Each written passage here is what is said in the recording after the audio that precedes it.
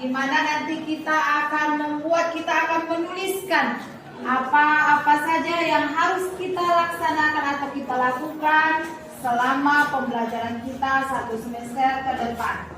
Contohnya kesepakatan kelas itu, misalnya masuk tepat waktu atau berpakaian rapi. Nah, itulah contoh-contoh kesepakatan kelas. Bu, berbeda nggak kesepakatan kelas dengan peraturan kelas? Ya kan? Mungkin kalian bertanya kan? Berbeda tidak kesepakatan kelas dengan peraturan kelas? Berbeda. Gimana bedanya? Kalau kesepakatan kelas adalah kita sendiri, kita bersama-sama membuat peraturannya. Sudah?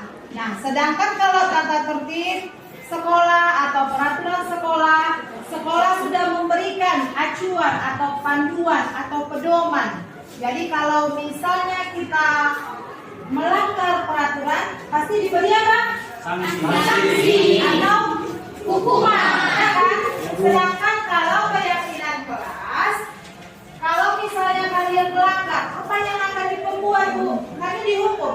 Ibu akan bertanya kepada kalian tentang kesepakatan kelas yang sudah kita sepakati bersama-sama. Karena kesepakatan kelas ini kita yang buat bersama-sama, bukan orang lain. Kesepakatan kelas artinya kita bersama-sama merundingkan apakah ini bisa kita kerjakan, apakah ini bisa kita laksanakan, seperti ini. Ada pertanyaan untuk keyakinan kesepakatan kelas? Tidak ada? Nah, di sini Ibu akan membagikan kertas kepada anak-anak Ibu. Jadi anak-anak Ibu menuliskan apa-apa saja kesepakatan kelas yang akan kita laksanakan selama semester ke depan. Oke? Disinilah kalian menuliskan apa-apa saja. Satu-satu orang ya, satu-satu orang, baru nanti kita kumpulkan, kita lengketkan ke papan tulis. Nah, boleh bantu Ibu nak? Oker ke belakang ya.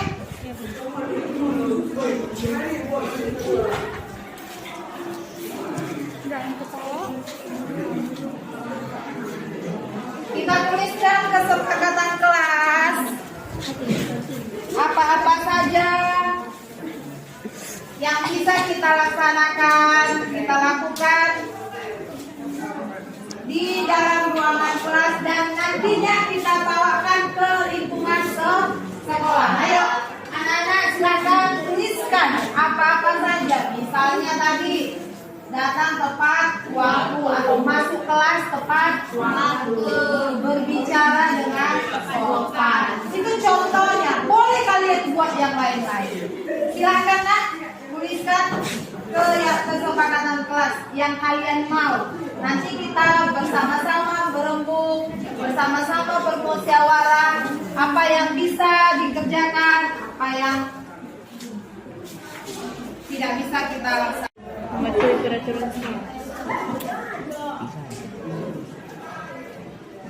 Silakan anak-anak menulis tentang kesepakatan kelas kita.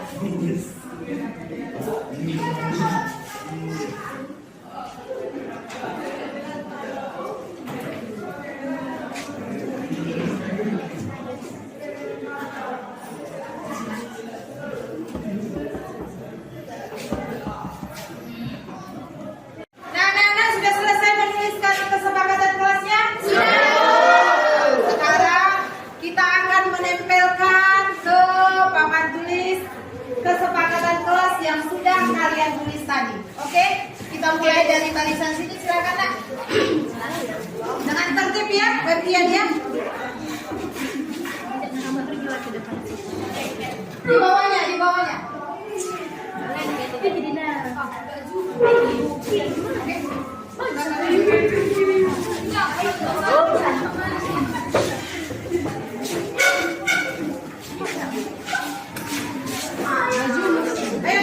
Yang barisan sini.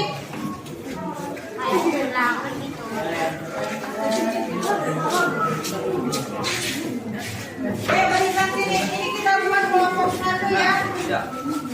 Kelompok satu. Di sini kelompok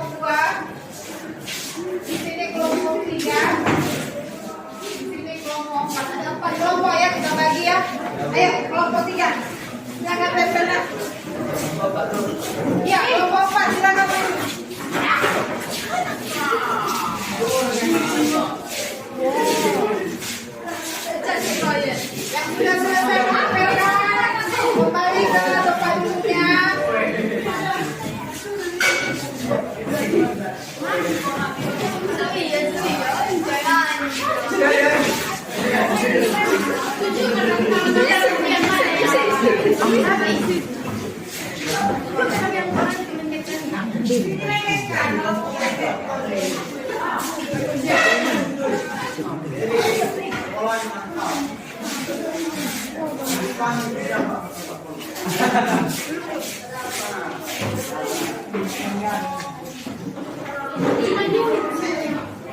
lagi? Ada lagi? Tidak ada? Oke. Nah, kalian tadi sudah melengketkan tentang keyakinan kelas. Bacakan apa-apa saja keyakinan kelas yang sudah kalian buat. Siapa yang mau membacakan kelompok satu? Siapa mau ini? Ayo.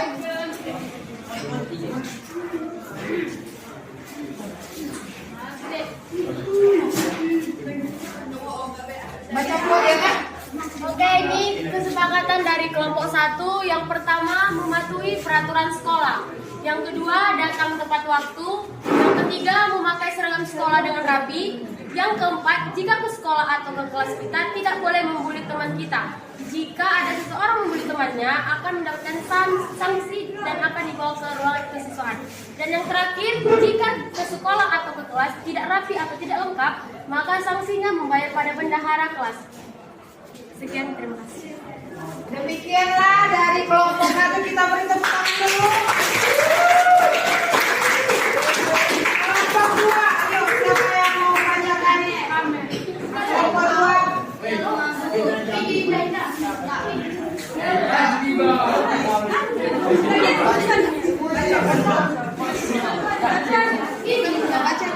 Bacakan seperti yang kelompok satu, ayo.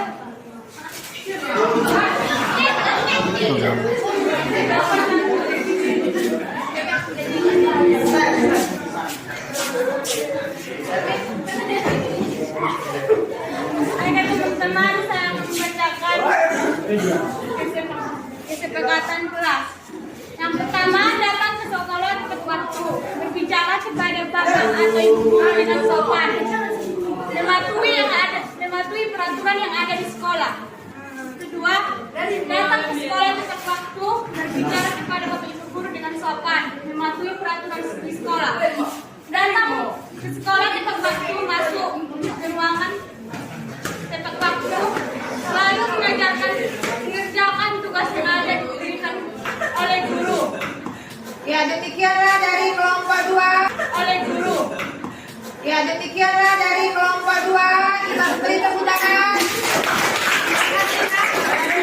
Ayo kelompok tiga.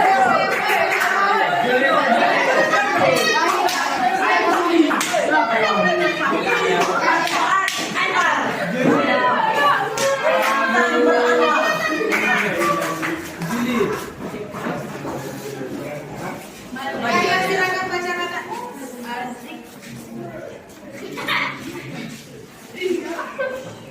Kawan-kawan, inilah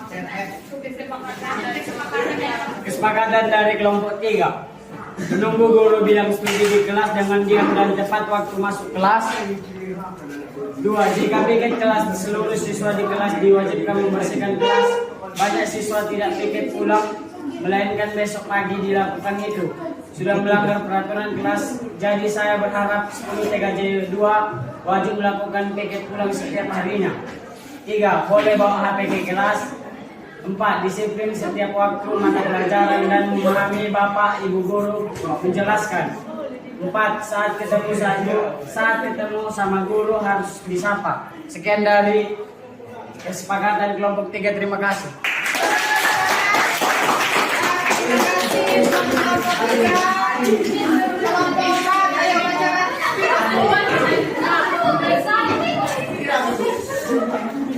Baik kawan-kawan, saya akan membacakan kesepakatan dari kelompok 4. Yang pertama yaitu piket penyapu kelas, mengumpulkan uang kas setiap minggu. Dan yang kedua, selalu tepat waktu untuk memasuki kelas dan harus rapi ketika masuk ke kelas. Cukup sekian hasil kesepakatan kelompok 4. Terima kasih. Iya, di sini tadi sudah kita buat, sudah kita tempelkan tentang kesepakatan kelas. Nah, sekarang kita akan bermusyawarah. Nah, tadi sudah kita tuliskan, sudah kita tempelkan, dan sudah kita musyawarah. kita sepakati bersama ada berapa? Ada berapa? 7. Oke, kita sepakati ada 7 kesepakatan kelas yang akan kita laksanakan bersama-sama nantinya. Siapa yang mau membacakan hasil musyawarah kita tadi? Sini, Bu. Sini ya, oke. Kepada Siti, ayo maju dulu ke depan Siti. Tolong dibacakan. Oke, dari sekian banyak kesepakatan yang telah kita tulis, maka yang terpilih dari sekian itu adalah 7 kesepakatan. Yang pertama, mematuhi peraturan sekolah. Yang kedua, datang tepat waktu. Yang ketiga, memakai seragam sekolah dengan rapi. Yang keempat, jika ke sekolah atau stop bullying. Yang kelima, piket di dalam kelas. Yang ketujuh, selalu mengerjakan tugas. Yang keenam, selalu mengerjakan tugas. Yang ketujuh, tidak boleh membawa alat-alat yang tidak dibolehkan di sekolah. Nah, sekian dari kesepakatan kelas tersebut. Terima kasih. Kita berikan tepuk tangan dulu. Oke, jadi ada 7 kesepakatan kelas ya. Apa tujuan dari kesepakatan kelas ini, Nay? Siapa yang bisa menjawab? Apa tujuan kesepakatan kelas ya? Apa tujuan dari kesepakatan kelas ini, Nay?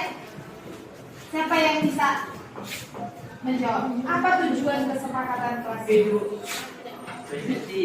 Apa Cindy? Supaya kelas menjadi aman, tentram, dan tidak ada masalah. Iya, supaya kelas tertib, aman, dan tidak ada masalah. Dan kalian juga jadi belajar disiplin, ya kan?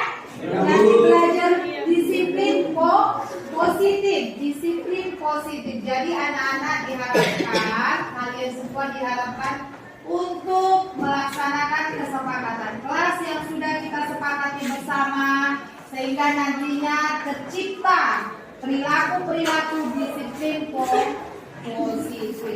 Dari sini ada pertanyaan, ada yang mau ditanyakan? Tidak, enggak. Tidak ada? Oke, sekarang kita berikan dulu tepuk tangan buat kita semua.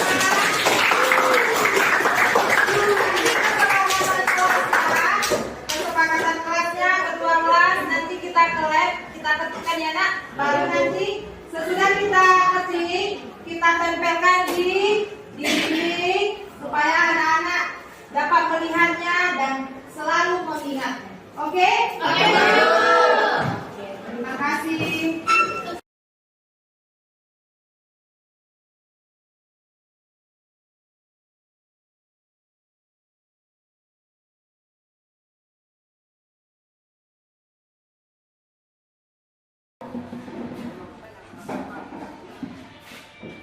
Selamat siang kepada seluruh Bapak Ibu guru yang sudah hadir di tempat ini dalam acara pemaparan aksi nyata pengimpasan modul 14 Budaya Positif di SMK Negeri 1 Lumut, calon guru penggerak angkatan ke-7.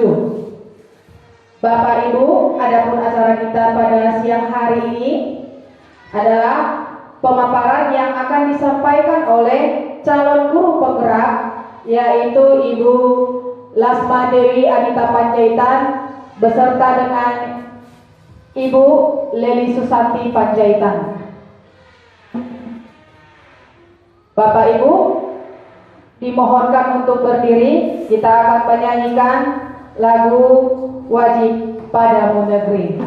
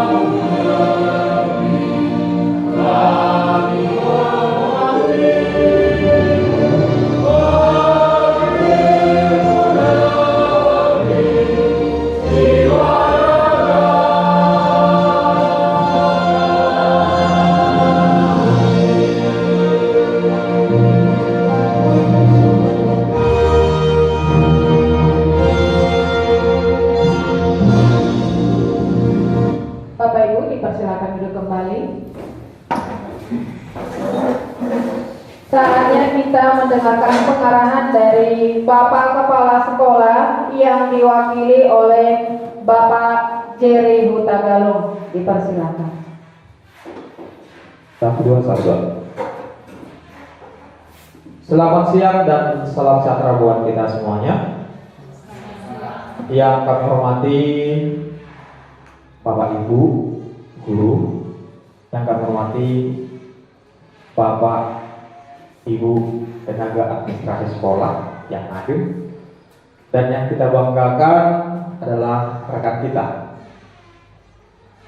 teman seperjuangan kita,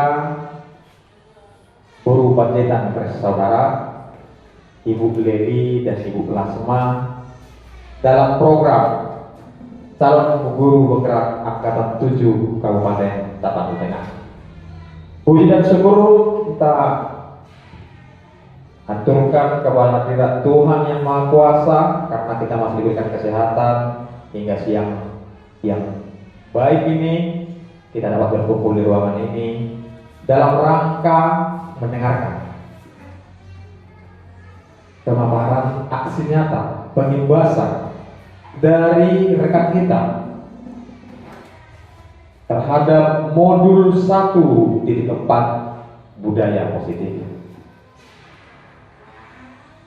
Kita tahu bahwa saudara kita ini guru Panjaitan bersaudara sedang dalam pendidikan program guru bergerak. Tentu mereka sudah sampai kepada modul 1.4 budaya positif. Tentu sekali budaya positif itu tidak baik hanya untuk mereka, dan itu kita harapkan diimbaskan kepada kita, baik itu kepada guru, baik itu kepada tenaga administrasi sekolah. Mudah-mudahan di siang hari yang baik ini, rekan-rekan kita ini mampu memberikan pengimbasan dan kita mampu menangkap dan menerapkannya di dalam kehidupan kita, terutama dalam menuju pendidikan yang bermartabat. Jadi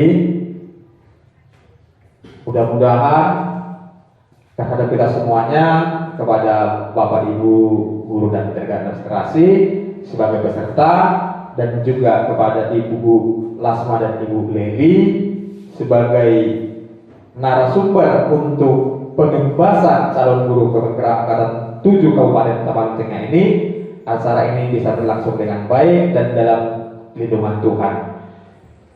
Dengan mengucapkan puji syukur kepada Tuhan yang Maha Kuasa, maka dengan resmi atas nama kepala sekolah, acara ini kita buka aksi nyata pengimbasan modul 1.4 budaya positif di SMK Negeri 1 Lumut dari calon guru bergerak angkatan ke-7 atas nama Ibu Lasma Dewi Anita Panjaitan SPD dan Ibu Levi Susanti SPD resmi kita buka.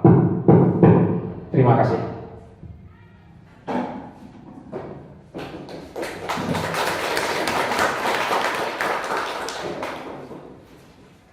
Karena sudah dibuka oleh Pak Jerry, agar acara ini bisa berjalan dengan baik, ada baiknya kita berdoa yang dipimpin oleh Pak Syahdi.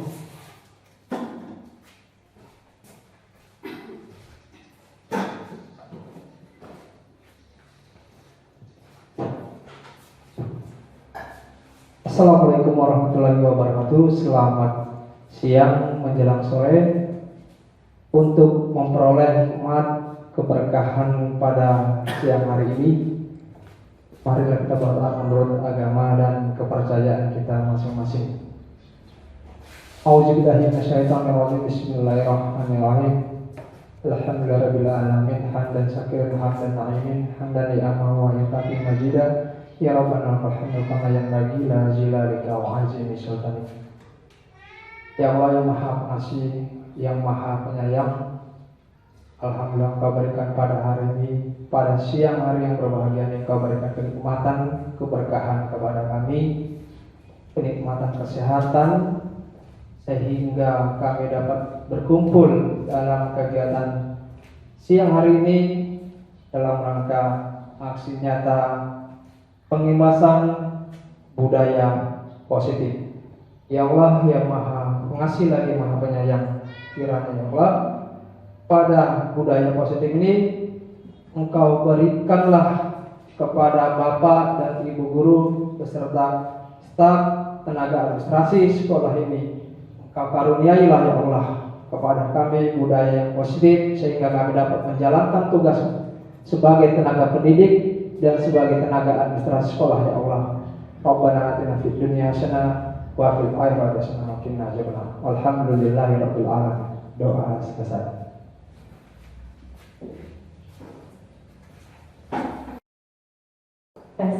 Oke, baik ibu-ibu, bapak-bapak, tetap semangat ya. Oke, berikutnya kita akan mendengarkan pemaparan dari calon guru penggerak angkatan ke-7 dari Kabupaten Tapanuli Tengah, SMK Negeri 1 Lumut, kepada Ibu Leli Susanti. Kami persilakan dengan hormat. Terima kasih kepada Miss Lasma selaku moderator yang sudah memberikan kesempatan kepada saya untuk memaparkan tentang budaya positif. Tapi sebelum kita masuk ke pemaparan, tadi kan kita sudah mendengarkan Miss Lasma pemaparannya. Jadi ada baiknya kita ice breaking dulu ya Bapak Ibu ya. Masih mau kan Bapak Ibu? Biar kita tetap semangat ya. Oke.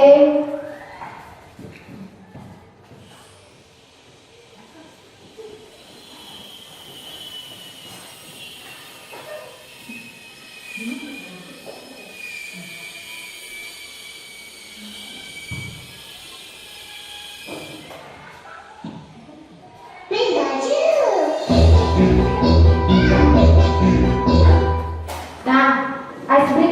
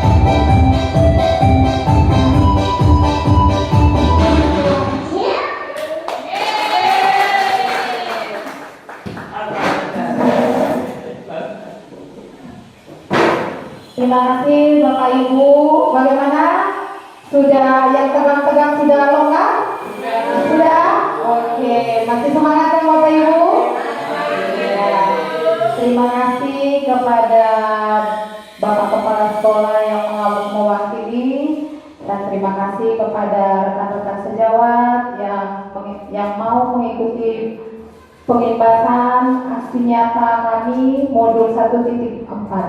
Di sini saya akan memaparkan aksi nyata saya modul 1.4 tentang budaya positif.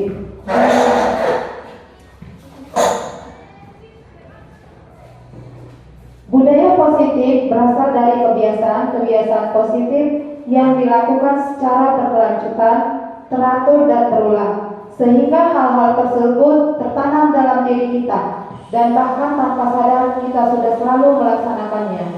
Sebagai contoh, budaya positif itu berdoa sebelum makan, duduk ketika minum, menyapa teman dengan sopan dan lain sebagainya. Budaya positif sangat perlu dilaksanakan karena budaya positif yang kita laksanakan tentu saja akan membuahkan hasil yang baik. Budaya positif merupakan perwujudan dari nilai-nilai kebajikan atau keyakinan universal yang harusnya juga diterapkan di sekolah. Dalam pendidikan dan pengajaran, budaya positif ini sangat perlu ditanamkan dan dilaksanakan supaya pendidikan mencapai hasil yang maksimal. Jadi Bapak Ibu, kebiasaan-kebiasaan positif yang sering kita lakukan atau sering kita laksanakan itu nantinya akan menjadi budaya positif. Jadi kita sebagai pendidik diharapkan untuk selalu melaksanakan perbuatan positif sekecil apapun itu, agar itu nanti menjadi budaya positif, karena kebiasaan-kebiasaan itu akan menjadi budaya bagi kita. Dan itu nantinya bisa kita terapkan di lingkungan sekolah dan dapat kita imbaskan kepada peserta didik kita, sehingga budaya positif di sekolah kita ini dapat dilaksanakan dan mutu pendidikan atau tujuan pendidikan tercapai khususnya di dalam sekolah kita, ya Bapak Ibu. Selanjutnya, menciptakan budaya positif. Bagaimana menciptakan budaya positif di lingkungan sekolah? Nah, cara menciptakannya adalah menciptakan hubungan yang sehat antara warga sekolah, guru dengan kepala sekolah, guru dengan rekan guru, guru dengan siswa, bahkan guru dengan orang tua atau wali siswa. Yang kedua, menciptakan lingkungan sekolah yang sehat, aman, nyaman, menyenangkan, membuat anak didik menjadi bersemangat untuk datang dan belajar ke sekolah. Jadi, dalam menciptakan budaya positif ini perlu ada kerjasama, seperti yang dipaparkan tadi oleh Miss Lasma. Perlu ada kerjasama antara kita, rekan sejawat, dengan siswa, dengan orang tua, dengan warga sekitar kita. Nah, tidak bisa budaya positif ini hanya satu orang saja. Jadi perlu kolaborasi, perlu kerjasama di antara kita. Nah, selain kerjasama, kita juga perlu menciptakan lingkungan yang nyaman di sekolah kita ini, sehingga anak-anak nyaman betah di sekolah. Jadi mereka tidak ada lagi aku malas ke sekolah. Kalau lingkungan sekolah kita sudah nyaman, sudah enak, sampai sore pun anak didik kita pasti betah di sekolah. Ya Bapak Ibu. Nah, selanjutnya, bagaimana kita sebagai pendidik dapat menciptakan budaya positif di lingkungan sekolah? Yang pertama itu menciptakan hubungan yang positif melalui komunikasi. Yang kedua, memelihara mindset positif. Artinya ini kita harus selalu positive thinking terhadap situasi, terhadap kerabat, terhadap siswa, selalu berpikiran positif, atau bahasa kerennya positive thinking. Yang ketiga, membiasakan hal baik. Yang keempat, memberikan perhatian yang sama atau merata ke seluruh murid, karena murid itu mempunyai hak yang sama untuk mendapatkan perhatian kita dari pendidiknya. Kita jangan pilih-pilih dulu, karena anak ini pintar, aku diperhatian.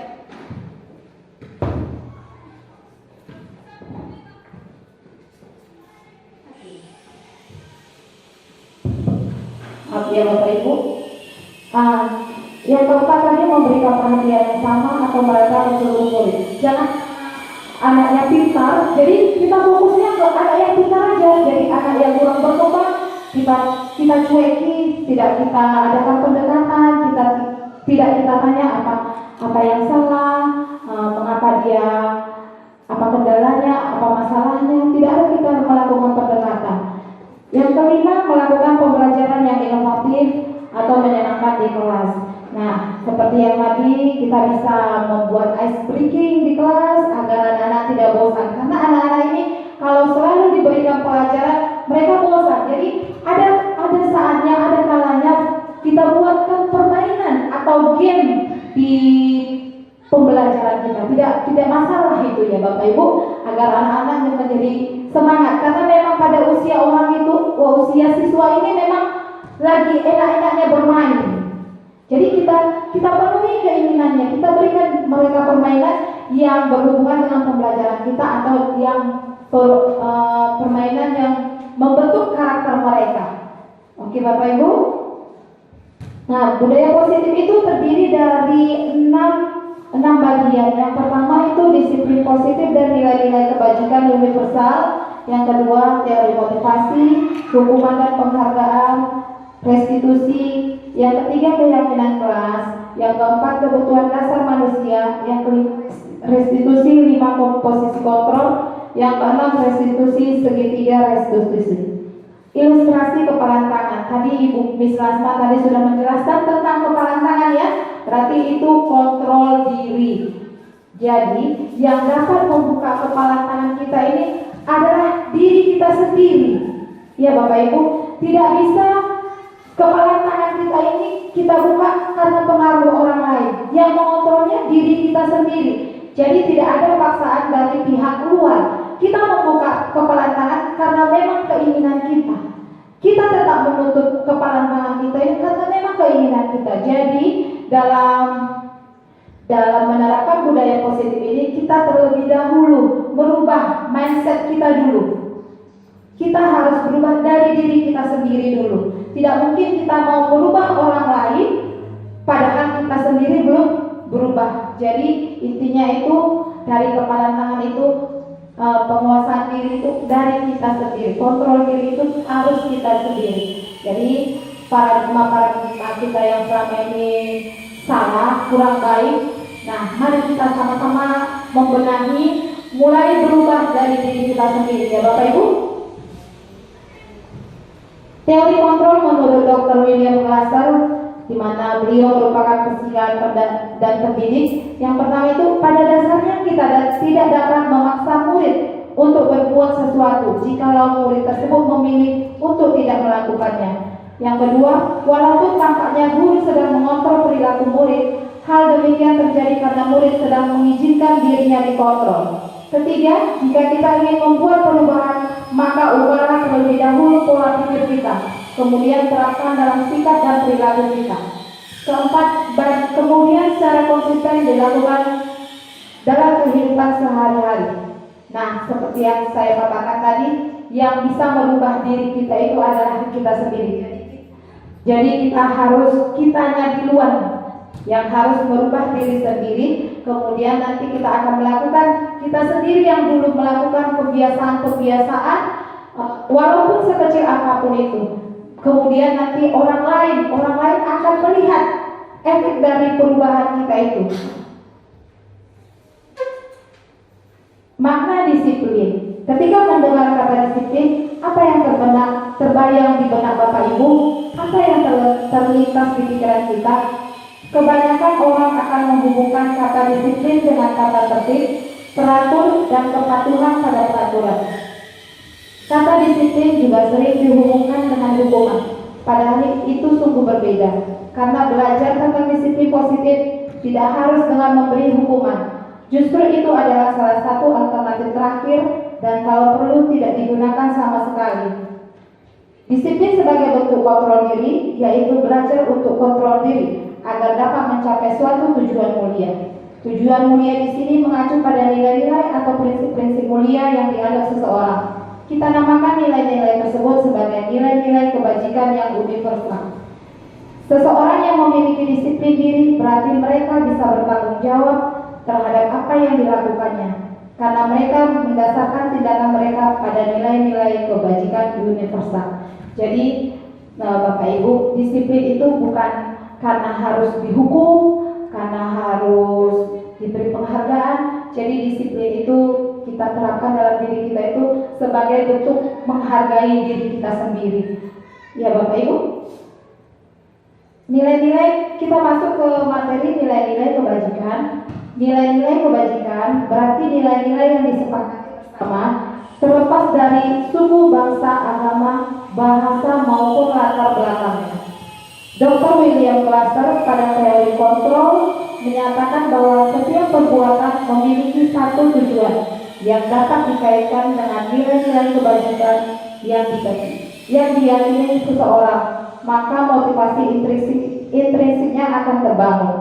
Motivasi dalam diri itulah yang terbentuk untuk dapat mencapai tujuan mulia yang diinginkan. Jadi harus ada motivasi yang dari dalam diri kita, jangan dari luar. Karena motivasi yang internal itu lebih panjang efeknya dibanding yang eksternal. Tadi Miss Lasma sudah memaparkan bagaimana itu motivasi internal, bagaimana itu motivasi eksternal, apa perbedaannya. Kalau dia motivasi internal itu efeknya itu jangka panjang. Sedangkan kalau eksternal, kalau tidak ada motivasi dari eksternal, dia tidak akan melakukan disiplin itu lagi. Dia melakukan disiplin itu karena ada motivasi eksternalnya. Sementara kalau motivasi eksternal ini hilang atau ditiadakan, dia tidak mau lagi. Ya kan Bapak Ibu? Sama itu seperti contoh kasus di Lasma, siswa itu mendapat kamus, ya kan? Jadi kalau misalnya tidak ada pembagian kamus, dia nggak mau belajar lagi. Kenapa nggak belajar? Tiba-tiba dia menurun apanya belajarnya. Kenapa kamu tidak belajar? Kenapa kamu menurun? Biasanya kamu semangat sama pelajaran itu. Ya aku ada lagi kamus. Nah, berarti kan ada pengaruh eksternalnya kan? Tapi kalau dia memang motivasi internalnya, aku harus belajar bahasa Inggris. Karena bahasa Inggris itu perlu untuk kedepannya nanti kan sudah ada pendidikan global, semua harus wajib berbahasa Inggris.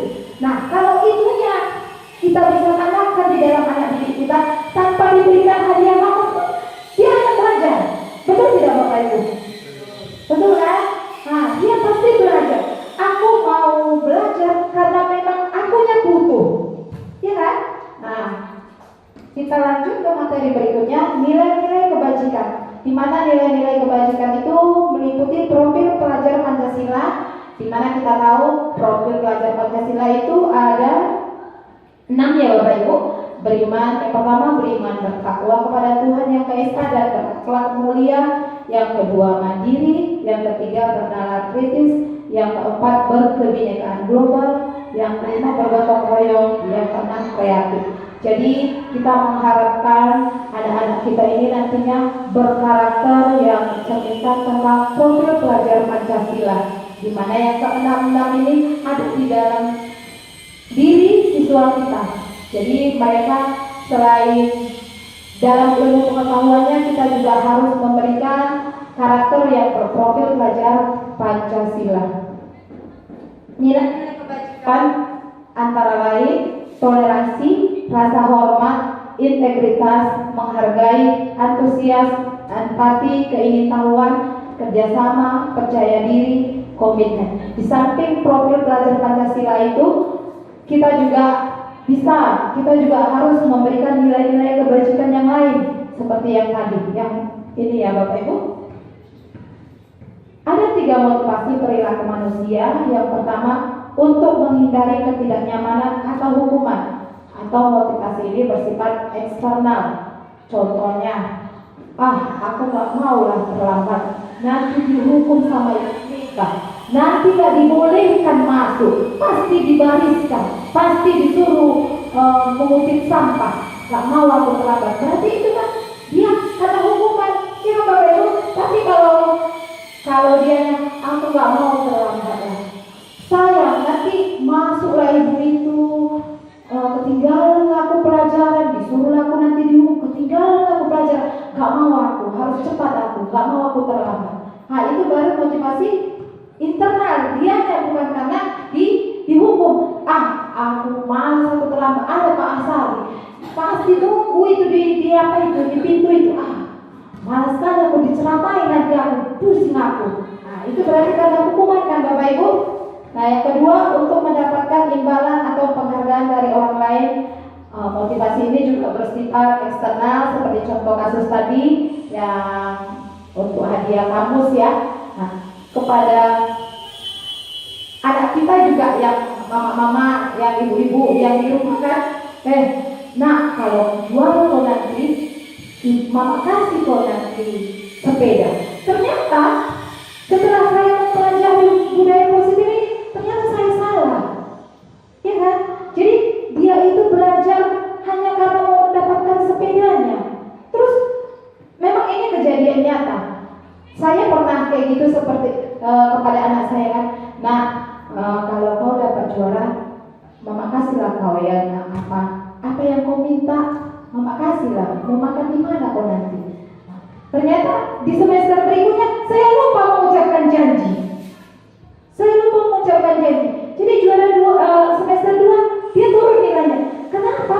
Turun nilaimu. Gak ada tuh mama janji lagi yang gak belajar aku. Katanya seperti itu. Dan ternyata sesudah kami berbincang-bincang dengan Miss Lasma, ya ternyata pengalaman kita sama, kasusnya sama. Terhadap anak sendiri juga tidak boleh, terhadap siswa juga tidak boleh. Karena itu motivasinya bersifat eksternal. Seharusnya kita itu menanamkan ke anak-anak motivasi yang bersifat internal. Dan ini kita bahas yang ketiga, untuk menghargai diri sendiri dengan nilai-nilai yang kita percaya. Ini adalah motivasi yang akan membuat seseorang memiliki disiplin positif, karena motivasi berperilakunya bersifat internal bukan eksternal.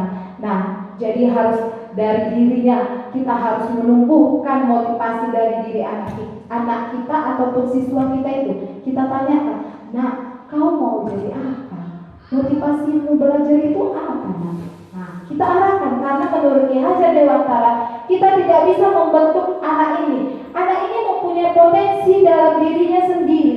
Jadi dia berhak mau mengembangkan potensinya. Kita tidak boleh mengarahkannya, kau harus jadi ini, kau harus jadi ini, kau harus jadi ini. Tidak bisa Bapak Ibu.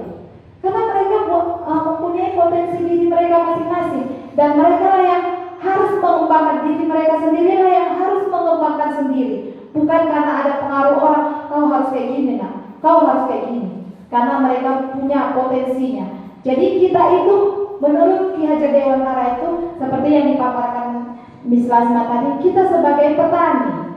Nah, jadi kita itu hanya bisa menuntut anak-anak, tidak bisa menuntut. Bedakan ya Bapak Ibu, menuntut dengan menuntut, ya. Kata menuntut sama menuntut itu beda. Jadi kita tidak boleh menuntut anak, kau harus bisa bahasa Inggris. Padahal dia bakatnya tidak di situ. Misalnya dia bakatnya di olahraga, ya kan? Nah, atau kau harus bisa matematika, kau harus bisa ini. Karena kita guru Ibu Marito guru matematika, kau harus bisa matematika. Semua disuruhnya anak-anaknya harus bisa matematika. Padahal siswanya itu ada yang sebagian bakatnya bernyanyi, ada yang sebagian bakatnya bermain sepak bola, ada yang bakatnya membuat puisi. Jadi kita tidak bisa paksakan. Jadi kita itu hanya menuntun anak menemukan potensi yang dalam dirinya, kemudian nanti kita mengembangkannya, kita arahkan. Itulah kata menuntun. Ya Bapak Ibu. Di sini ada saya memakai ilustrasi. Nah, yang pertama itu sebagai seorang guru, saat kita hadir mengajar di kelas tepat waktu, motivasi apakah yang mendasari tindakan kita? Apakah kita datang tepat waktu karena tidak ingin ditegur oleh atasan dan kemudian mendapat surat peringatan, atau menghindari ketidaknyamanan dan hukuman? Yang ketiga, apakah kita datang tepat waktu karena ingin mendapatkan pujian dari atasan, ingin mendapat penghargaan atau pujian dari orang lain? Yang keempat, apakah kita datang tepat waktu karena kita percaya nilai-nilai kebajikan kita dengan menjadi orang yang menghargai waktu, menghargai diri kita sendiri. Dari yang ilustrasi yang keempat ini Bapak Ibu. Nah, mana yang Bapak Ibu pilih? Dari keempat ilustrasi yang di depan ini, mana yang Bapak Ibu pilih? Pak Asari? Mana yang Bapak pilih Pak?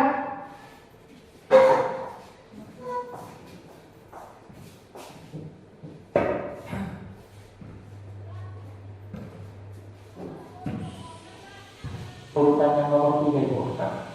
Urutan yang ketiga, berarti apakah kita datang tepat waktu karena ingin mendapatkan pujian dari atasan, ingin mendapat penghargaan atau pujian dari orang lain? Itu yang Pak Azari. Oke, kita menghargai pendapat Pak Azari. Kalau Pak Luto, bagaimana Pak Luto? Kalau menurut saya Bu, nomor 4. Nomor 4 ya Pak. Nah, apakah kita datang tepat waktu karena kita percaya diri, percaya nilai-nilai kebajikan, nilai-nilai kebajikan kita, ingin menjadi orang yang menghargai waktu, menghargai diri kita sendiri, ya Pak ya. Nah, ada pendapat yang lain, Bu Pahot bagaimana? Yang nomor 4 ya Pak, ya Bu. Nah, ada lagi?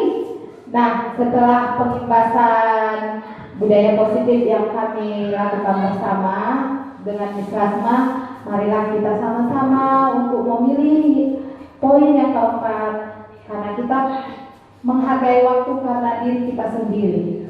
Menghargai waktu berarti kita menghargai diri kita sendiri. Nah, jangan karena ada pujian dari orang lain atau takut ditegur. Dulunya saya juga seperti itu Bapak Ibu, takut atau simpang bila nanti ke kepala sekolah, ya kan? Tapi sudah mempelajari budaya positif, saya jadi ya. Nanti kalau saya terlambat, gimana siswa saya? Ya kan Bapak Ibu? Nanti kalau aku terlambat, nanti anak-anakku kecewa lah. Padahal mereka udah standby di kelas, menyambut saya, rupanya terlambat. Jadi semangat dia yang menyambut kita itu hilang di luar. Hilang di luar karena kita terlambat. Jadi kita masuk, sudah mood orang itu udah gak ini lagi. Ya kan, moodnya udah hilang. Moodnya yang di awal itu udah hilang. Nah jadi kita mengharapkan kita memilih ilustrasi yang keempat, karena kita percaya nilai-nilai kebajikan, karena kita juga ingin menghargai waktu dan menghargai diri kita sendiri, karena ini motivasi internal. Ya Bapak Ibu, bisa diterima Bapak Ibu. Restitusi. Restitusi itu tindakan terhadap suatu pelanggaran pada umumnya berbentuk hukuman atau konsekuensi. Namun, ada program disiplin positif lain di samping berbentuk hukuman atau konsekuensi, yaitu restitusi. Restitusi adalah proses menciptakan kondisi bagi murid untuk memperbaiki kesalahan mereka, sehingga mereka bisa kembali pada kelompok mereka dengan karakter yang lebih kuat. Restitusi juga merupakan proses kolaboratif yang mengajarkan murid untuk mencari solusi untuk masalah mereka dan membantu murid berpikir tentang orang seperti apa yang mereka inginkan dan bagaimana mereka harus memperlakukan orang lain. Nah, tadi sudah dijelaskan sama Miss Rasma apa itu restitusi, apa itu hukuman, apa itu sanksi. Ya kan Bapak Ibu? Jadi restitusi itu adalah konsekuensi, bukan hukuman. Berbeda ya Bapak Ibu, konsekuensi dengan hukuman. Jadi kalau hukuman itu lebih ke psikisnya, fisik anak. Tapi kalau konsekuensi, kita arahkan anak-anak itu mencari solusi dengan tindakan pelanggaran yang mereka kerjakan. Misalnya tadi sudah dipaparkan Miss Nasma, lari keliling lapangan, padahal kita belajar matematika, ya kan? Nah, kita mengajarkan seperti saya, mengajarkan produktif, terlambat siswa. Kamu kenapa terlambat? Sudah keliling lapangan 10 kali, padahal kita tidak tahu dia terlambat gara-gara apa, ya kan? Mungkin dia terlambat karena harus mengantarkan mamanya, orang tuanya dulu, atau mungkin mereka terlambat karena orang tuanya sakit, atau yang lainnya. Jadi kalau kita menghukumnya dengan lari-lari di lapangan, itu berarti sudah berupa hukuman ya Bapak Ibu. Tapi kalau konsekuensinya, misalnya teman kita ada yang menjatuhkan atau menumpahkan air minum. Nah, Bu, tengoklah udah ditumpahkannya minumanku. Tengok udah basah ini mejaku. Kenapa tumpah minummu nak? Nah, kalau sudah kau tumpahkan minumanmu, apa yang harus kau kerjakan? Apalah yang kau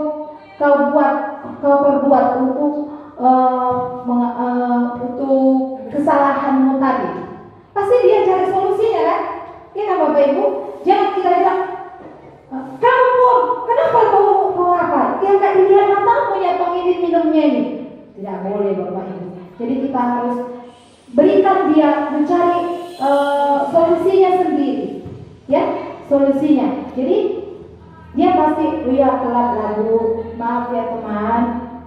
Seperti itu ya Bapak Ibu. Jadi restitusi itu berbeda dengan sanksi. Jadi sebelum kita memproses siswa, kita harus nanti kita bahas di dalam segitiga restitusi bagaimana membedah kasus, ya Bapak Ibu. Nah, ini ada perbedaan antara hukuman dan konsekuensi atau sanksi, seperti yang dijelaskan paparkan tadi. Jadi ya kalau hukuman itu ke psikis ya Bu. Jadi anak-anak itu ada yang tersakiti, baik dia fisiknya, baik dia hatinya. Sedangkan kalau konsekuensi atau sanksi, dia merasa dihargai. Oh iya ya, aku yang salah. Nah, begitu ya Bapak Ibu.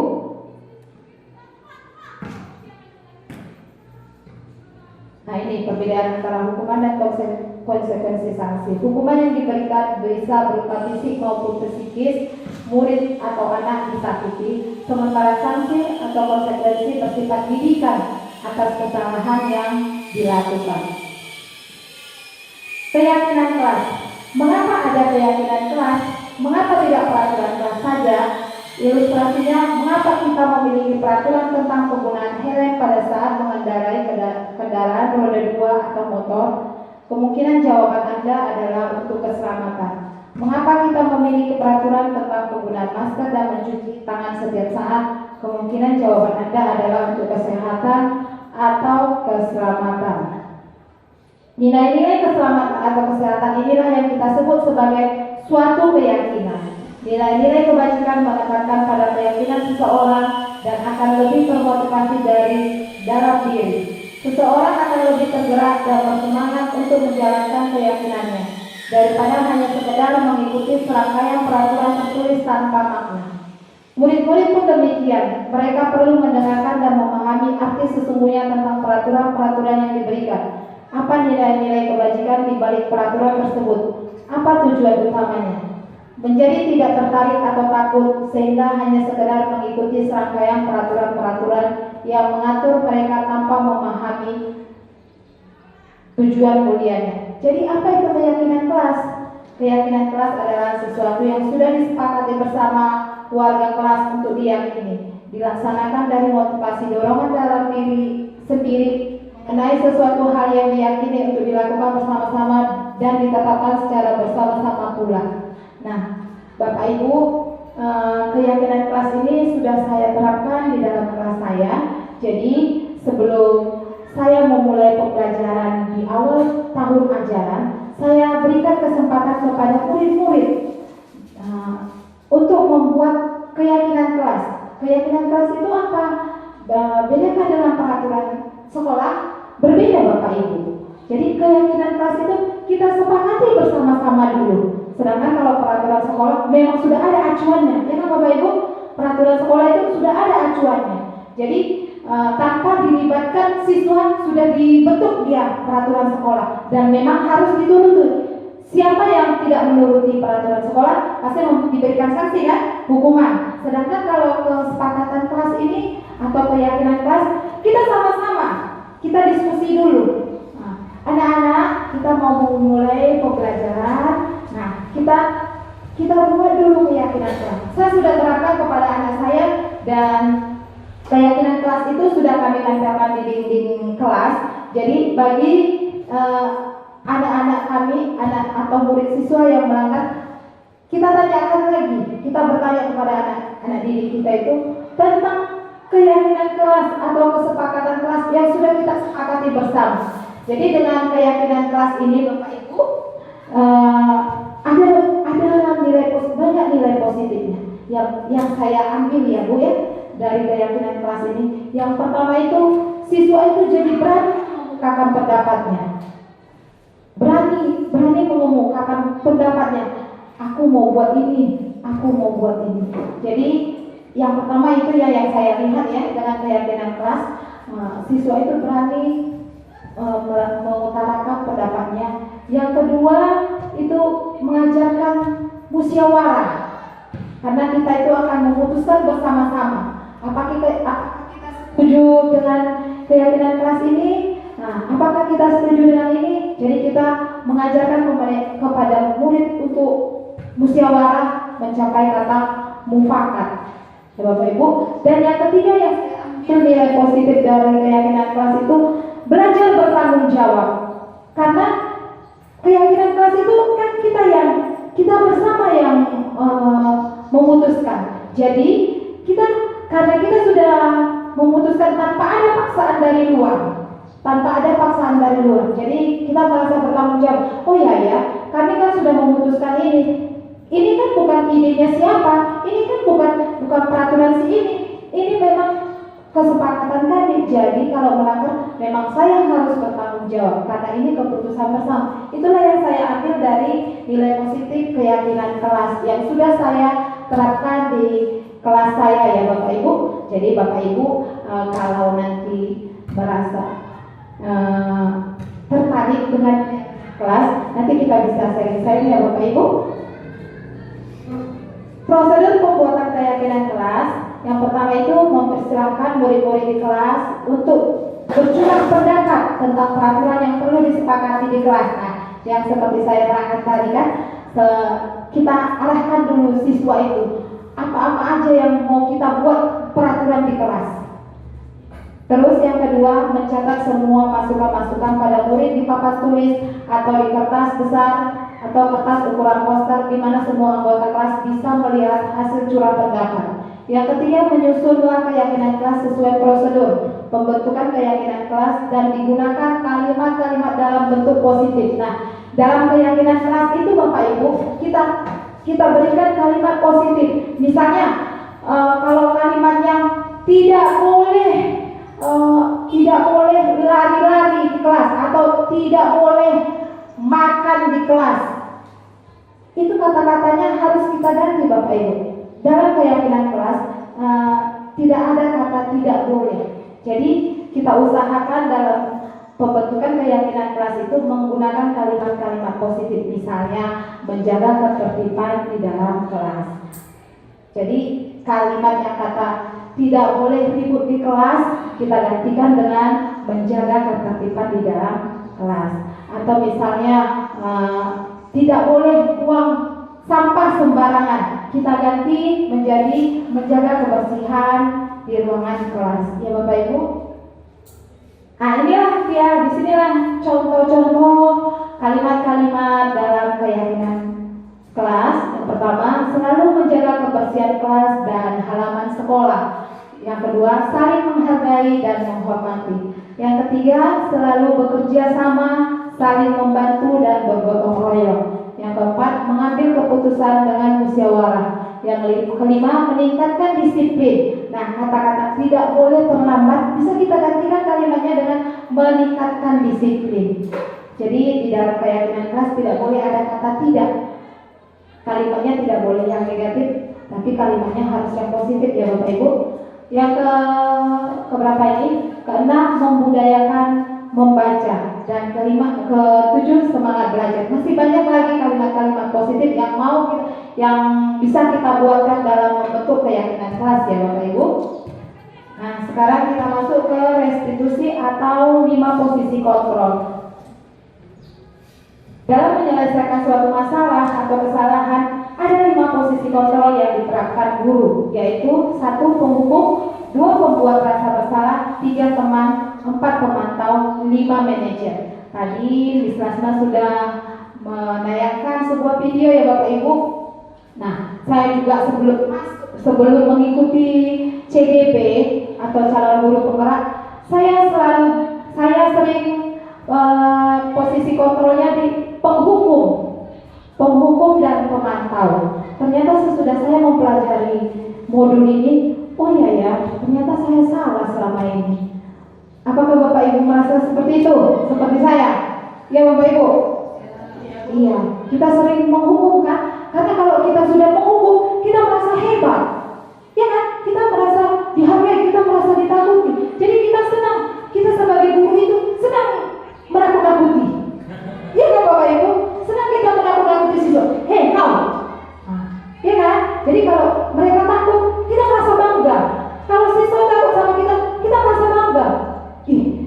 siapa itu takut kalah sama mama? Iya Tong, macam-macam tadi sama aku. Nah, kita merasa bangga.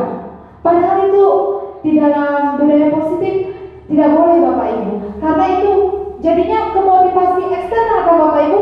Keluar dia nanti dari sekolah kita ini, gak dihargainya lagi kita. Itu Bapak, kau kenal itu Bapak? Yang apa itu? Dulu kerjanya cuma mau maki-maki aja.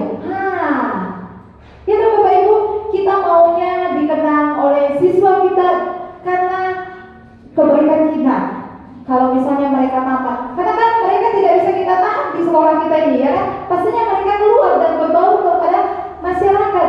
Jadi misalnya nanti jumpa sama kita, kau kenal lah, masih ingat kau sama ibu apa itu? Iya, baik ibu itu loh. Aku disadarkannya. Yang dulunya aku gak suka bahasa Inggris, ternyata perlu juga bahasa Inggris itu. Kalau gak sempat dan disadarkannya aku dulu, kayak gini aku. Kita lebih senang kayak gitu kan Bapak Ibu, dibanding dengan, kau kenal Ibu Mega? Masih remeh dia di situ. Masih menghukum lagi dia, masih itu aja kerjanya. Ya kan Bapak Ibu, jadi kita sebagai pendidik maunya menanam. Maaf ya Ibu Mega ya, karena Ibu guru BK ya Bapak Ibu. Jadi Ibu Mega sering berhadapan dengan siswa-siswi yang bermasalah kepada Pak Azhar juga ya kan Bapak Ibu. Jadi Bu, kalau nggak kayak gitu Bu, nggak takut dia sama kita, nggak dihargai kita Bu. Pasti itu jawabannya ya Bapak Ibu. Nah, ternyata selama ini kita salah.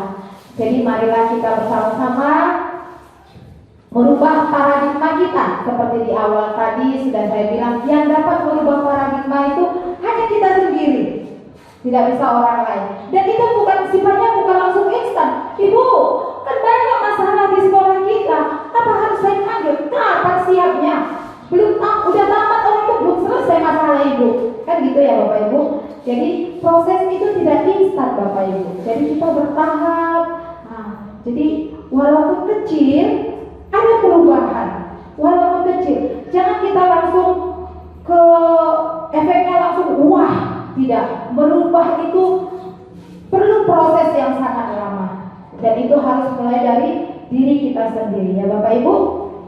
Saya tidak menggurui Bapak Ibu, cuma kita berbagi sharing karena kami sudah mempelajari modul 1.4. Jadi kami melakukan pengimbasan aksi nyata kami ini kepada Bapak Ibu yang ada di SMK Negeri 1 Lumut untuk kedepannya kepada serta didik kita untuk lebih memajukan sekolah kita untuk melaksanakan budaya positif di sekolah kita ya Bapak Ibu. Saya bukan guru ya, cuma sharing-sharing aja ya Bapak Ibu. Jadi di dalam restitusi atau 5 posisi kontrol ini sebaiknya kita posisi kontrol sebagai manajer. Nah, ini yang pertama kita bahas tentang penghukum. Biasanya menggunakan hukuman fisik maupun verbal. Yang kedua, guru seperti ini senantiasa percaya hanya ada satu cara agar pembelajaran bisa berhasil, yaitu cara dia dengan menghukum. Penghukum dengan nada suara tinggi, bahasa tubuh, mata melotot, dan jari menunjuk-nunjuk menghardik. Kaulah. Dengan kalau suara kita sudah tinggi, takutlah siswa ini nanti. Jadi kita berani tinggi suaranya, ya Bapak Ibu. Jadi kalau anak-anak itu tinggi juga, mau melomba kita, apa kau? Tinggi lagi suaramu. Ibu kan sudah tinggi suaranya, jadi aku makin naik ke suaraku. Makin dendam ya Bapak Ibu. Apalagi kita menghukumnya di depan teman-temannya. Mereka merasa harga dirinya jatuh, iya. Jadi sebaiknya kita panggil, kita kontak mata, kita tanyakan, ya Bapak Ibu. Sebenarnya sudah seringnya, terkadang kita sudah melakukan posisi kontrol manajernya sebenarnya, ya kan Bapak Ibu. Saya yakin pasti pernah kita melakukan posisi kontrol manajer sebagai manajer, ya kan Bapak Ibu. Cuma tahap-tahapnya mungkin tidak seperti itu ya kan. Nah, tidak selamanya kita posisi kontrolnya sebagai penghukum.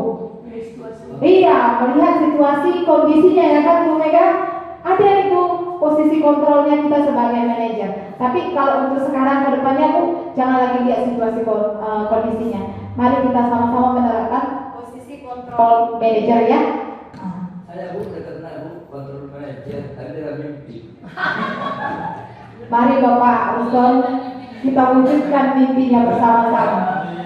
Iya, saya juga pernahnya sebagai posisi kontrol manager.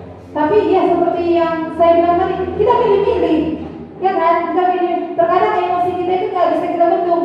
Jadi tidak merata kita membuat siswa itu posisi kontrol manager, ya kan? Nah, jadi kita sudah tahu kelemahan kita, marilah kita bersama-sama membenahinya. Yang kedua itu membuat merasa bersalah. Pada posisi ini biasanya bersuara lebih lembut, membuat rasa bersalah akan menggunakan keheningan yang membuat orang lain merasa tidak nyaman, bersalah atau rendah diri. Kata-kata yang keluar dengan lembut akan seperti, ibu sangat kecewa sekali dengan kamu. Berapa kali bapak harus memberitahu kamu ya? Gimana coba kalau orang tua kamu tahu kamu berbuat begini? Nah, kita bawa orang tuanya. Kita buat dia merasa salah, dia tahu diri dia.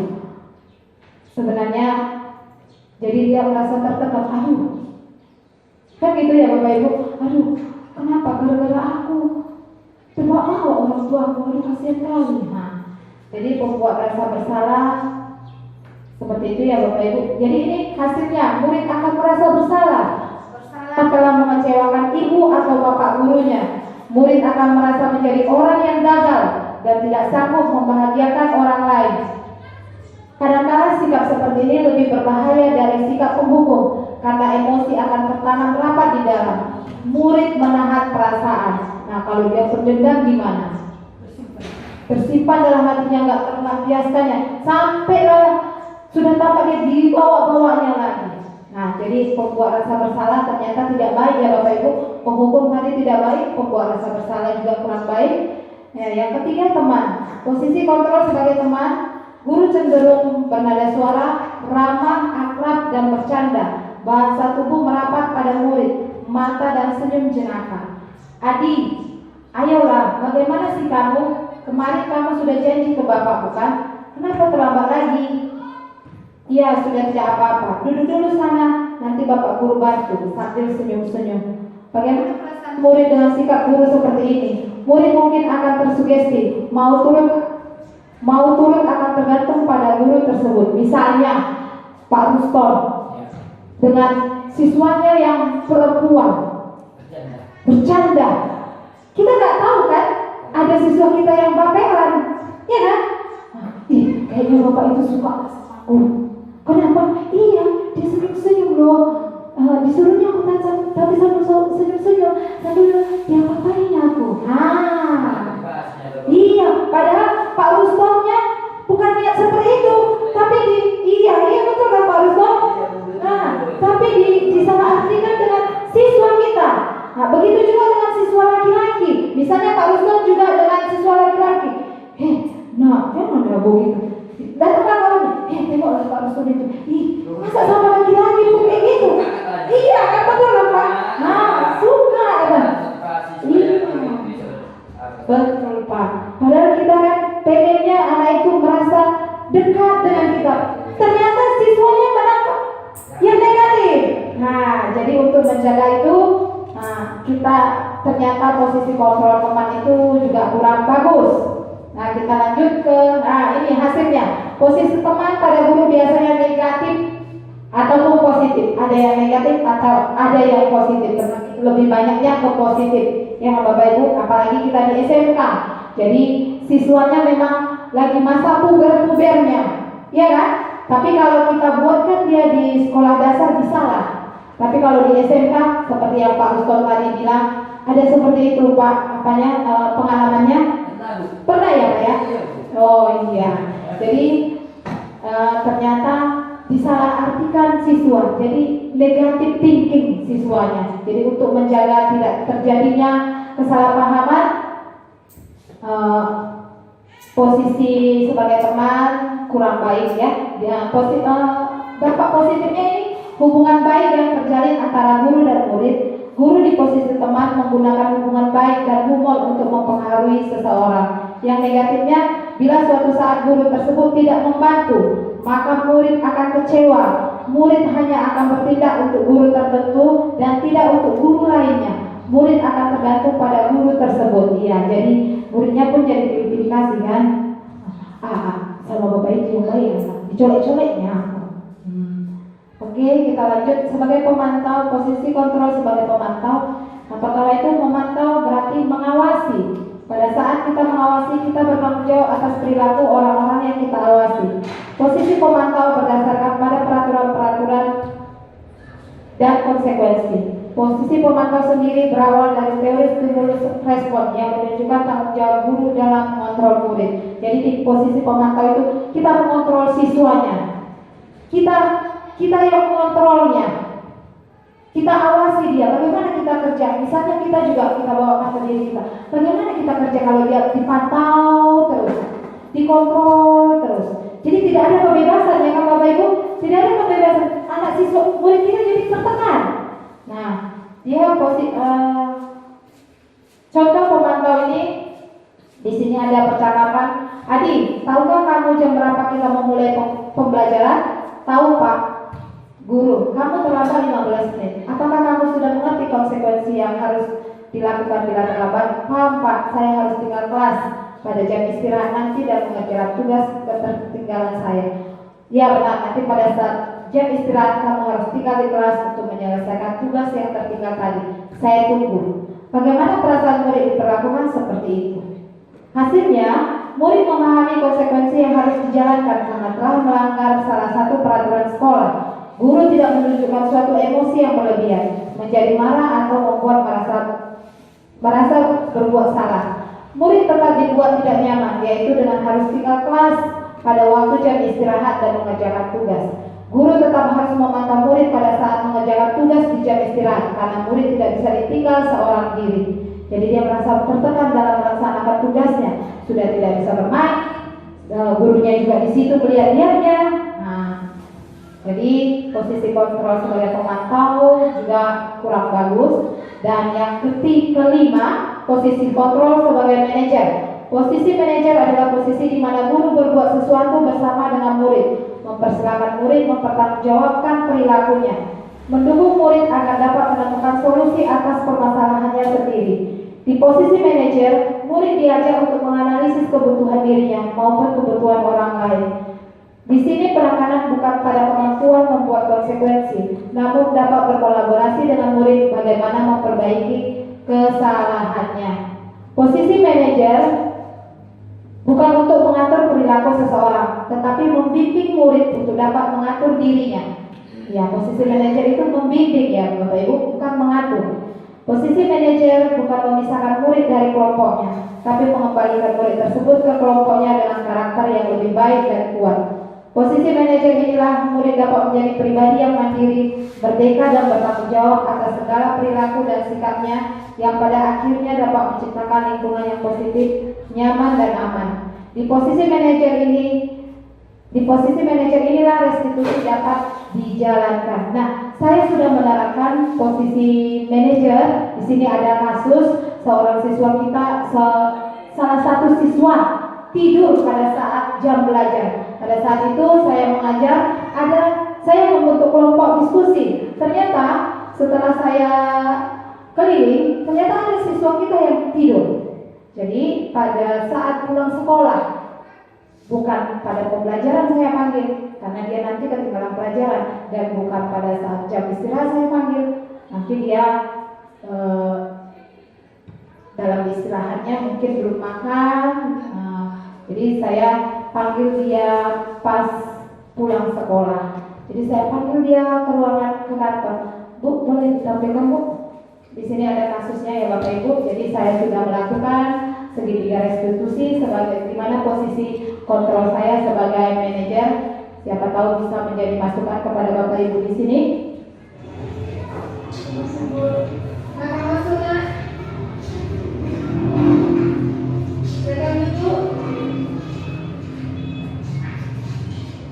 Bagaimana kabarnya ini Putri? Sehat, terima kasih. Tahu nggak kenapa Putri Ibu panggil ke sini? Kenapa?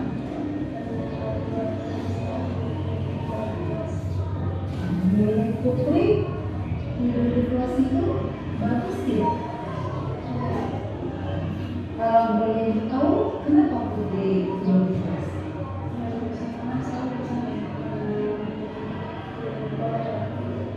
Di Korea ya? Berarti kesukaan Putri di Korea ya Mbak ya? Sama, ibu juga suka film Korea. Tapi jangan sampai lupa waktu, jangan sampai gara-gara kita nonton film Korea jadi kita begadang, tidur malam. Nah, yang Putri masih ingat gak tentang keyakinan pasti? Masih ingat kan? Nah, keyakinan kelas kira-kira Putri sudah melakukan keyakinan kelas kita yang mana?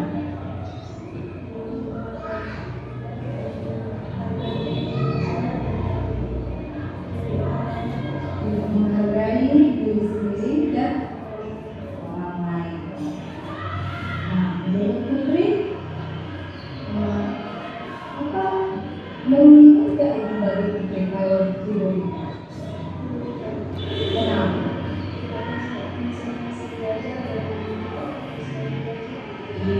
Jadi Putri dari ketinggalan pelajaran karena dalam pelajaran, fokus belajarnya.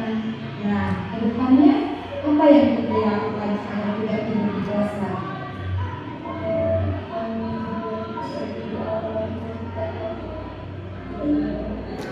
Jadi bagaimana dengan tidur?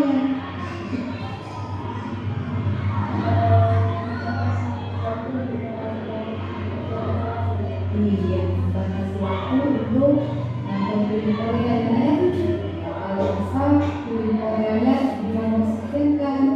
Nah, boleh nonton film Korea, tapi jangan sampai begadang. Ya, siang-siang atau sore-sore nonton film Koreanya. Yang penting film Korea jangan sampai mengganggu belajar kita. Jadi ya.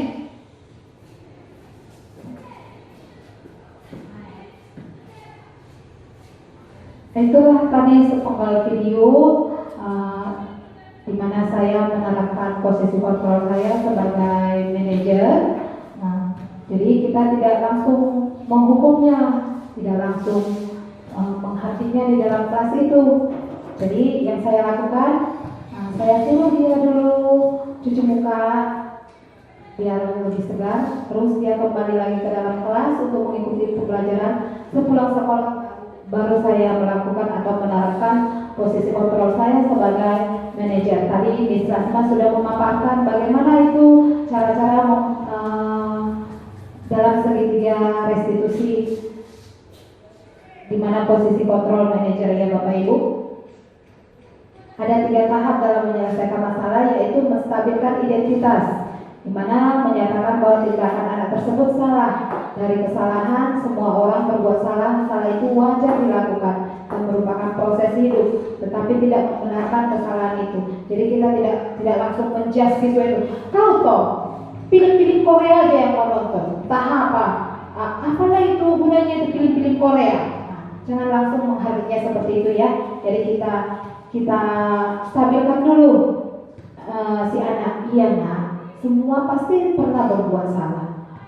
Seperti itu ya Bapak Ibu. Terus langkah yang kedua, validasi tindakan yang salah. Kita tanyakan apa dan mengapa kesalahan itu diperbuat supaya tidak diulang kembali. Dan yang terakhir, menanyakan keyakinan, menanyakan perubahan dan perbaikan ke depan. Kapan bisa dilaksanakan, kapan perubahan atau perbaikan kesalahan itu dilakukan. Nah, demikianlah pemaparan saya untuk segitiga restitusi. Tadi sudah dijabarkan panjang lebar oleh Miss Lasma, jadi saya hanya sekilas saja segitiga restitusinya. Dan tadi ada contoh kasus yang sudah saya terapkan segitiga restitusi terhadap siswa, di mana posisi kontrol saya sebagai manajer ya Bapak Ibu. Saya kembalikan. Demikianlah pemaparan saya. Kurang lebihnya saya mohon maaf Bapak Ibu. Saya kembalikan kepada moderator. Ya, tepuk tangan dulu untuk Ibu Eri. Ya, terima kasih kepada Ibu Eri yang sudah memberikan pemaparannya dengan cukup jelas ya, dengan cukup jelas dan sangat menarik. Oke, untuk berikutnya, sesi berikutnya kami membuka sesi tanya jawab ya bagi Bapak Ibu yang mungkin ada yang masih mengganjal di dalam hatinya pertanyaan bisa diajukan ya kepada Ibu Leli, tapi tidak ditanya ya Bu. Kalau ada yang bertanya kamu tanya, nah, gitu ya Bu ya. Oke ya, kepada Bapak Ibu kami persilakan. Iya, kepada Ibu Marito.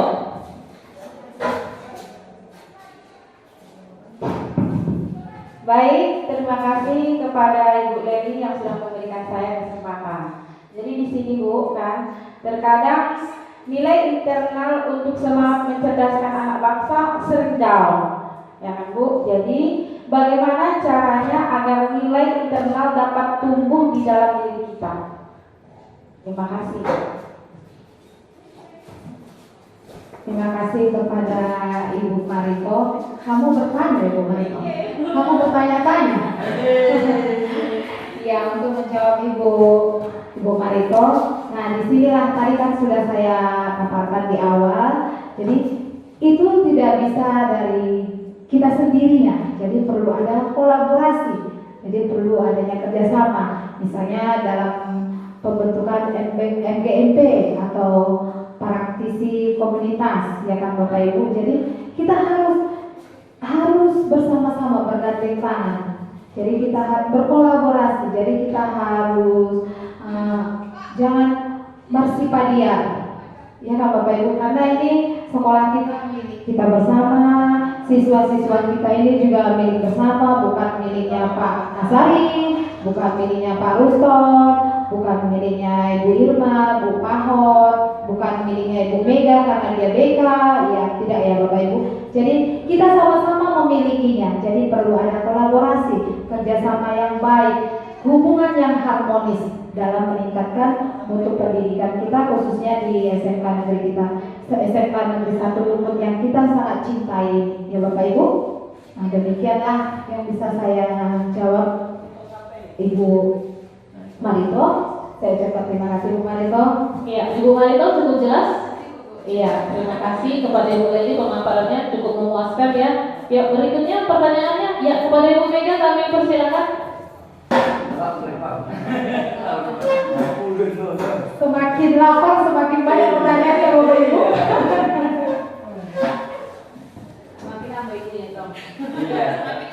Assalamualaikum warahmatullahi wabarakatuh. Selamat sore untuk kita semua. Di sini saya ingin bertanya kepada narasumber, baik itu Ibu Lasma dan Ibu Leli Panjaitan. Kami mengucapkan terima kasih banyak atas pemaparan mengenai aksi nyata dalam penerapan budaya positif.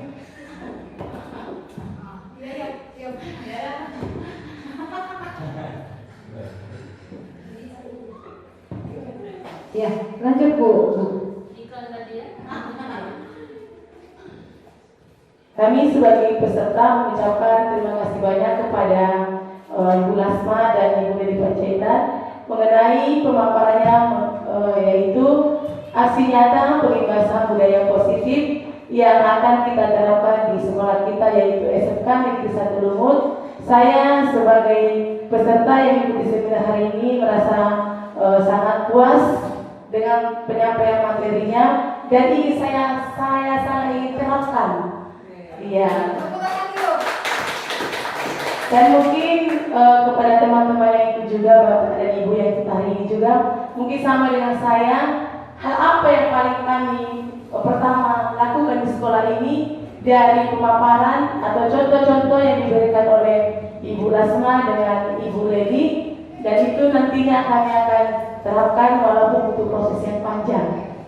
Sekali lagi kami ucapkan terima kasih banyak kepada Ibu Lasma dan Ibu Leli. Di sini pertanyaan saya mengenai restitusi segitiga. Ya, di sini Ibu, apakah segitiga restitusi itu hanya dilakukan oleh wali kelas atau guru BK? Ya, apakah hanya guru, wali kelas atau BK? Dan kami bisa sama-sama berpikir. Terima kasih. Oh iya. Terima kasih Ibu Mega. Berarti itu mewakili suara hati dari BK ya Ibu.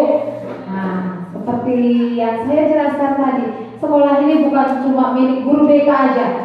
Sekolah ini milik saya, milik Pak Ruston, milik Ibu Lasma, milik Ibu Pahotan, milik Pak Asari. Jadi segitiga, dalam penerapan segitiga restitusi itu bukan harus guru BK saja, ya kan Bapak Ibu, bukan harus guru BK aja.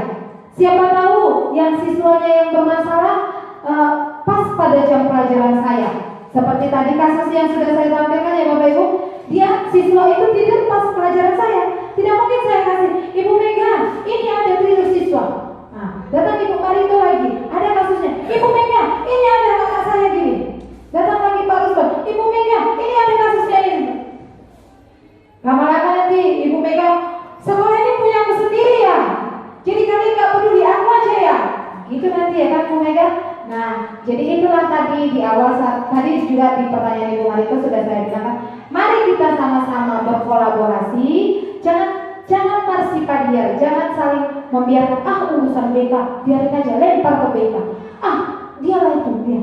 Nah, jadi kepedulian kita terhadap sekolah ini harus kita tingkatkan agar kemajuan sekolah kita juga semakin meningkat ya kan Bapak Ibu. Jadi tidak saya jawab ya Ibu Mega, itu tidak tanggung jawab BK saja. Jadi itu tanggung jawab kita bersama. Tanggung jawab kita guru-guru, tenaga pendidik, kepala sekolah, tenaga guru-guru, tenaga pendidik, peserta didik. Kita juga harus berkolaborasi dengan peserta didik, warga di sekitar, orang tua, siswa lagi harus kita libatkan, ya Bapak Ibu. Jadi semua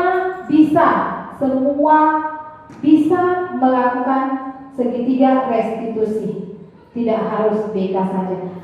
Ada masukan dari Ibu Misnata? Iya, saya setuju ya Bapak Ibu. Ya, jadi semua kita harus sama-sama bergandengan tangan. Ya, jadi bukan tugas guru BK saja. Malah karena guru BK ini sebenarnya banyak tantangan ya Bu Mega ya. Tapi kita semua harus sama-sama bergandengan tangan. Mulai dari siswa sendiri, dari motivasi internal dari diri siswa itu harus kita tumbuhkan. Kemudian dari guru-guru, bukan dari guru-guru saja, tenaga pendidik pun juga sangat perlu untuk membantu guru-guru dalam mengembangkan mutu pendidikan ya Bu, sampai kepada kepala sekolah, bahkan sampai kepada komite dan orang tua. Saya kira itu tambahannya Bu. Baiklah, ada lagi pertanyaan? Ya Pak Ruston. Ya. Baik, saya mengucapkan terima kasih kepada calon guru BK karena sudah mengetahui, sudah memberikan kami pengetahuan tentang aksi nyata pembebasan budaya positif Bu. Sebagai pertanyaan Bu, saya sudah mengalami bagaimana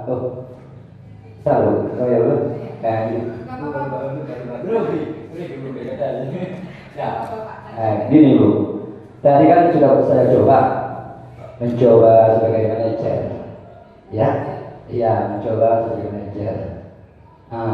Yang saya lakukan sebagai contoh ya, tadi pagi saya memang masuk tes pertama, saya dua, ternyata ada tugas.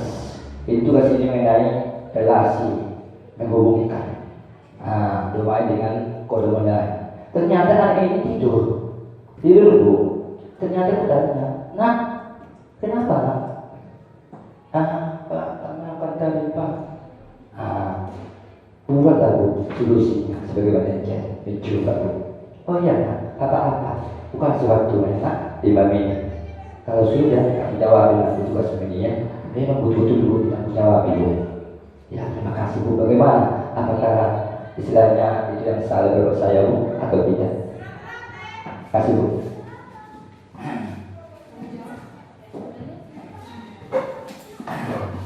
Terima kasih kepada Pak Ruston yang sudah sharing pengalaman tadi pagi ya Bapak Ibu.